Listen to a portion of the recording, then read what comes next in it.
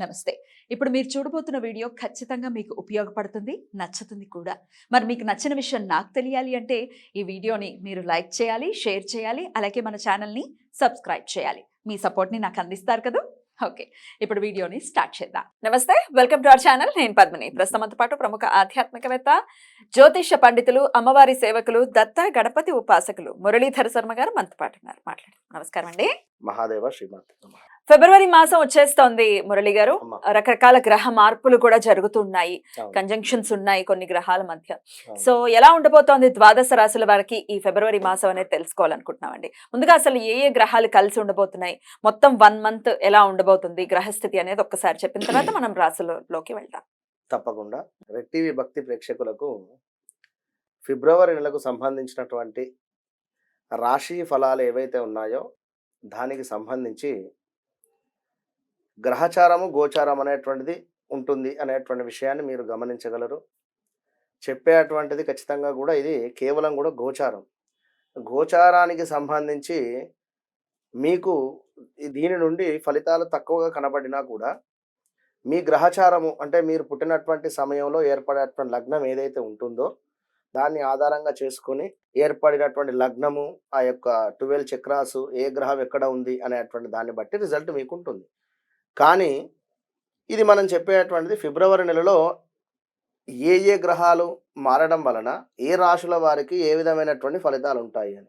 ఇందులో మనం చెప్పేటువంటి విషయం కొందరికి సంఘటనలు జరిగి ఉండవచ్చును, కొందరికి జరిగి ఉండకపోవచ్చు. మీరు ఖచ్చితంగా కూడా కనెక్ట్ కావాలి. ఎవరికైనా కూడా కనెక్ట్ అయితేనే ఫలానా డాక్టర్ వద్దకు వెళితేనే యొక్క జబ్బు అనేటువంటిది నయం అవుతుంది అనేటువంటిది ఎంతవరకు సత్యమో ఖచ్చితంగా కూడా ఫలానా వారు గురువు గారు చెప్పినటువంటి ప్రిడిక్షన్ కరెక్ట్గా అనిపించింది నాకు అనేటువంటిది కూడా మీకు అనిపించాలి. ఎందుకంటే చాలా కామెంట్స్లో కూడా చూడడం జరుగుతూ ఉన్నది.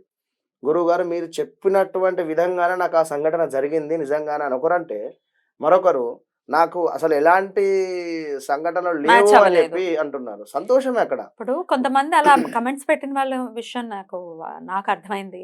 అకార్డింగ్ టు మై అండర్స్టాండింగ్స్ నాకేమనిపించిందంటే వాళ్ళు అక్షరాన్ని బట్టి రాసి చూసుకుంటారు. అవును. అది కూడా కొంత ఇబ్బంది పెడుతుంది. ఎందుకంటే అక్షరాన్ని బట్టి రాసి చూసుకుంటే అక్యురేట్ రిజల్ట్స్ వస్తాయని లేదు. ఒక్కొక్కరు ఒక్కొక్కటిలా చెప్తూ ఉంటారు.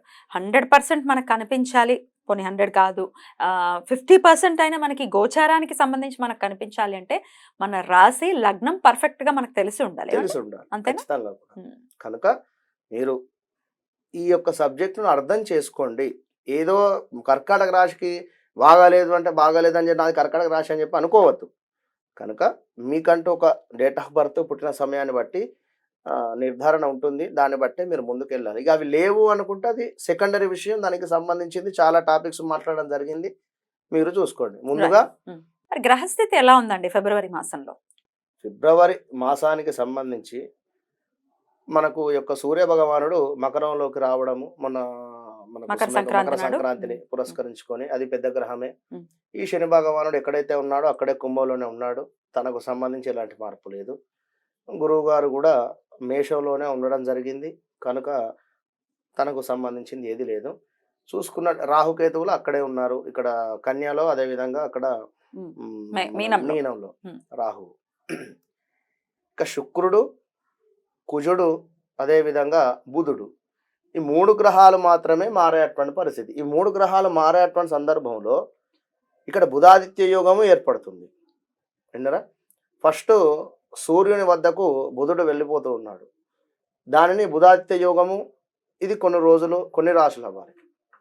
అటు పిమ్మట కుజుడు వెళ్ళడం జరుగుతున్నది, అదే సూర్యుని వద్దకు.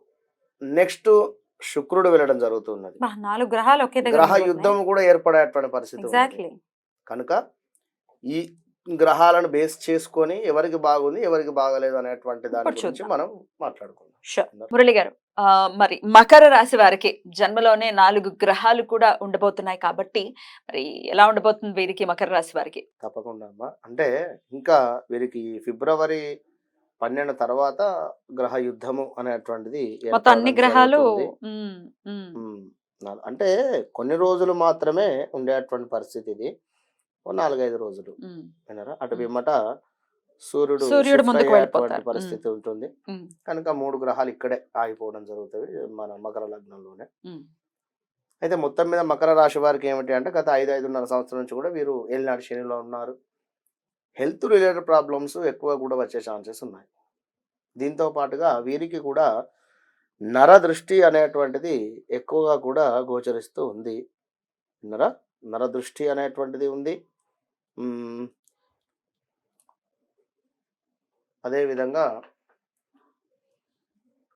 2లో శని ఉండడం చేత రావాల్సిన ధనము ఏదైతే మనకు లాస్ట్ 3-4 ఇయర్స్ నుండి ఎప్పుడైతే మనీ రావడం ఆగిపోయాయో దానికి సంబంధించి డబ్బు రావడము, వ్యాపారానికి సంబంధించి బాగుండడము, అదేవిధంగా వీరికంటే తక్కువ స్థాయి అంటే తమ్ముడు కానీ అదేవిధంగా చెల్లె కానీ దూరం అయ్యేటువంటి పరిస్థితి. అంటే చదువు నిమిత్తం కానీ ఎక్కడికైనా వెళ్ళడం. ఇందాక మనం కర్కాటక రాశికి సంబంధించి చెప్పుకున్నాం ఒకటి. అదేవిధంగా మకర రాశి వారికి కూడా వీరికంటే తమ్ముని వయసుతో ఉండేటువంటి వారు కానీ లేదా చెల్లె అయినా కూడా వారి నుండి కాస్త గొడవలు ఏర్పడేటువంటి వాతావరణం ఉండవచ్చును, లేదా వారు ఎలాగైనా దూరంగా ఉండేటువంటి పరిస్థితి ఉంది.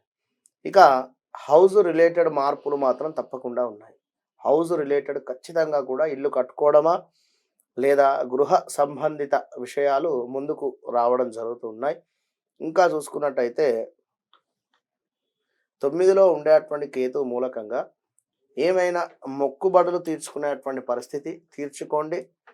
ఏమైనా మొక్కినటువంటి మొక్కులను చక్కగా కూడా నెరవేర్చుకోండి. తీర్థయాత్రల సందర్శనము తప్పకుండా కూడా.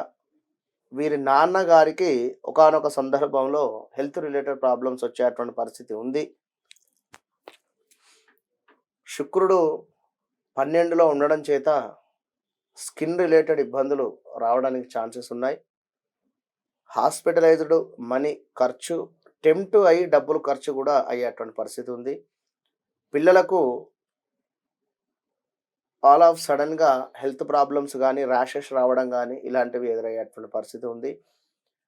వీరు కేవలము కూడా కోపాన్ని ఎంత దిగమింగుకుంటే అంత మంచిది. ఎంత కోపం ఉన్నప్పుడు ఎంత చాలా మొండివారు. వీరి మొండితనం అనేటువంటిది వీరి మాటల్లోనే అర్థమవుతుంది, వీరి యాటిట్యూడ్లోనే అర్థమైపోతుంది. వినరా? కనుక అంటే నేను ఇది అని చెప్పి వీరు చెప్పకుండానే వీరి చేష్టలతో ఎదుటి వారికి అర్థమయ్యేటువంటి పరిస్థితి ఉంటుంది.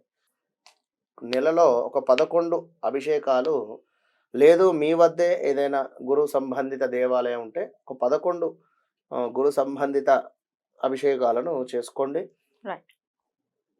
వస్త్రదానాలు, రాగి పాత్రల దానాలు చేసుకోండి, మంచి ఫలితం ఉంటుంది. రైట్, చాలా చక్కగా వివరించారు. ఇక నెక్స్ట్ ఎపిసోడ్ లో కుంభరాశి గురించి మాట్లాడుకుందాం. థ్యాంక్ యూ సో మచ్ అండి. నమస్తే. మహాదేవ్.